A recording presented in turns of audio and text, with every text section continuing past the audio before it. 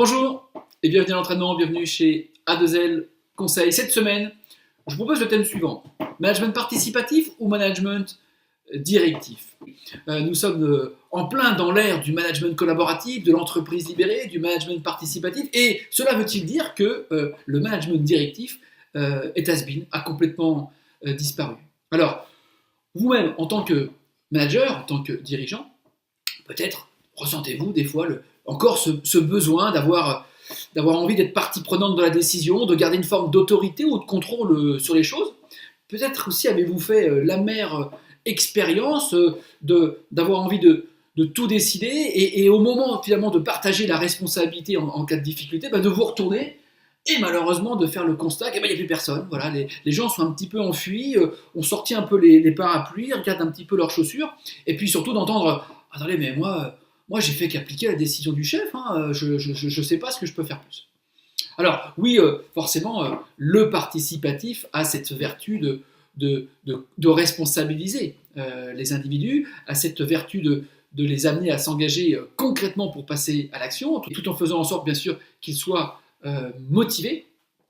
Et puis, comment faire finalement en tant que leader, manager, pour être à la fois dans ce participatif, cette ouverture, mais de rester quand même là, de s'imposer en leader sans devoir en avoir à imposer les choses. Voilà, ce sont les trois questions auxquelles je vous propose de répondre. Comment concrètement engager les gens dans l'action, comment les responsabiliser les acteurs et comment faire en sorte d'être là sans être trop là. Alors dans cette vidéo, moi je vais vous livrer trois de mes clés secrètes que j'ai utilisées quand j'étais moi-même opérationnel. Mais avant ça, je voudrais vous poser les trois questions suivantes. Quelles sont alors du coup vos convictions sur le management directif et ou le management participatif? Est-ce que vous êtes plutôt finalement quelqu'un qui vous retrouvez dans le côté directif et pourquoi, ou dans le participatif, et surtout comment concrètement vous y prenez? Et une fois que vous avez fait ça, je vous propose de mettre cette vidéo sur pause quelques instants et de regarder la vidéo qui suit. J'ai choisi les deux entraîneurs de l'équipe de rugby de Paris, du Racing 92, qui sont Laurent Labitte et Laurent Travers. Alors c'est un duo d'entraîneurs, c'est assez bluffant. Ils vont vous parler, eux, de leurs convictions sur quid du participatif, quid du directif. Ce sont deux entraîneurs qui viennent de gagner le championnat de France de rugby avec Paris et qui, il y a 3 ans déjà, avaient gagné le même championnat de France avec une autre équipe. Regardez, c'est très intéressant et nous on se retrouve dans quelques instants. A tout de suite. On a deux styles de management, le management de tout le staff en général et le management des joueurs. Donc les joueurs, ce qu'il y a de sûr, c'est qu'on fonctionne, nous, sous forme d'entretien quasiment individuel hebdomadaire. C'est-à-dire pour celui qui a joué, de savoir ce qui a été bien, ce qui n'a pas été bien pendant son match. Et pour celui qui n'a pas joué, c'est pourquoi il n'a pas joué. Et qu'est-ce qu'on attend de lui. Donc voilà, c'est établi, préétabli dans le fonctionnement et dans le management. On fonctionne énormément sous forme de management participatif, où là on a la possibilité d'échanger. Et après, il y a aussi du management directif, où là on va imposer. Si vous restez que sur du participatif, qu'est-ce qui se passe? Au bout d'un moment, c'est les gens qui prennent le dessus. Parce que comme vous les faites participer, ils ont l'impression que c'est eux qui deviennent patrons.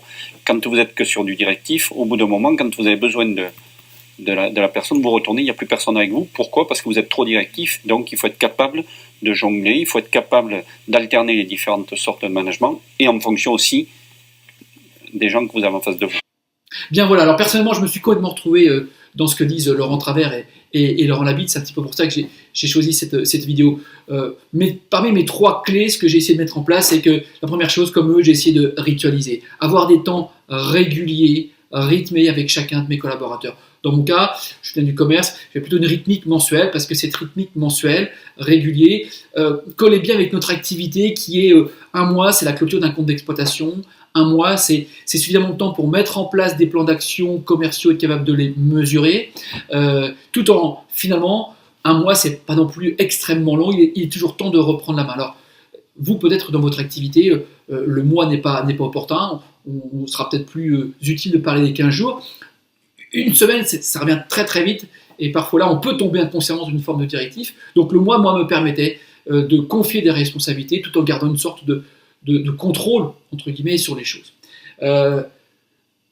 Deuxième, ça marche, c'est que ces contenus de réunion étaient assez formatés. Non pas dans le sens formalisme, mais je partais toujours de l'analyse du collaborateur. Donc on ouvrait sur du participatif. Je lui demandais quelle était sa lecture de son activité, ses points forts, ses points faibles, et du coup quelles étaient les décisions qu'il envisageait de prendre. Voilà. Pour revenir après sur des moments plus directifs où je co-validais, je lui apportais ma vision.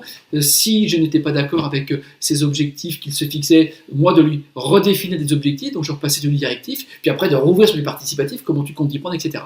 Je vous invite à télécharger, je vous ai mis une petite fiche pratique, 11 questions à poser pour à la fois dans un temps régulier, d'être participatif, c'est impliquer le collaborateur, votre interlocuteur, mais des temps directifs, vous rappelez qu'à un moment donné, en tant que manager, je suis payé pour valider des décisions ou prendre des décisions ou invalider des décisions.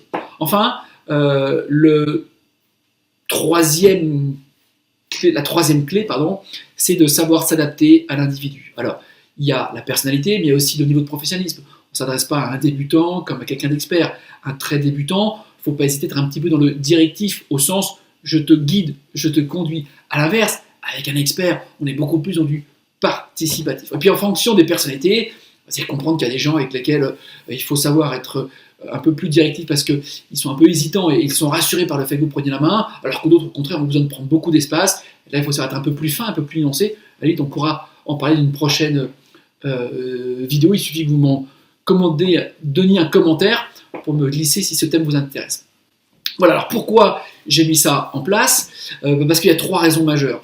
La première, c'est que mon expérience m'a montré que le participatif vise effectivement à laisser beaucoup de place à l'échange, ça responsabilise progressivement les individus et que j'ai jamais trouvé de moyen de plus puissant pour d'impliquer les gens et les associer à la passion de leur métier.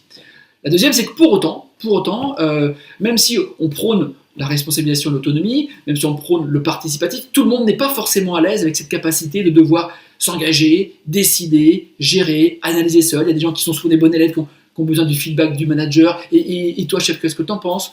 Certains, carrément, sont très gênés avec le fait de s'engager et d'oser. Et en ça, parfois, il faut savoir devenir directif, mais là encore, directif au sens ok, je te guide, je te montre. Et puis parfois, dans le collectif, pour que le collectif fonctionne bien, il faut qu'il y ait quelqu'un qui tranche. C'est le troisième. Pourquoi? Et c'est souvent le rôle du leader. Alors le leader, c'est celui qui est reconnu par l'équipe, c'est celui qui, manifestement, au moment de l'échange et du tour de table, on va le regarder, ou quand il va prendre la parole, on va l'écouter. Et c'est souvent celui qui est, au final, écouté, qui emporte quelque part une forme d'adhésion.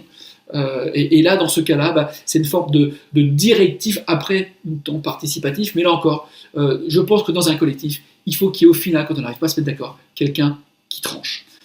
Voilà. Alors, l'entraînement que je vous propose pour la période à venir, prenez le temps de télécharger la fiche pratique avec les 11 questions que je vous propose pour alterner le directif et le participatif dans des temps d'échange.